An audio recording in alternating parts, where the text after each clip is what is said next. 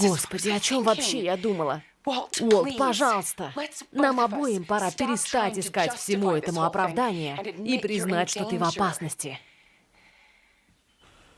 С кем ты сейчас разговариваешь? Кто, по-твоему, перед тобой? Ты знаешь, сколько я зарабатываю в год? Да даже если тебе скажу, ты не поверишь.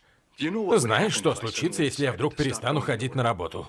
Предприятие, достаточно крупное, чтобы иметь листинг в NASDAQ, всплывет брюхом вверх, исчезнет.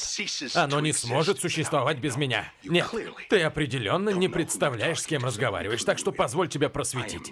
Я не в опасности, Скайлер. Я и есть опасность. Парень открыл дверь, и его застрелили, и ты подумала, что со мной случится то же самое? Нет, это я стучу в двери.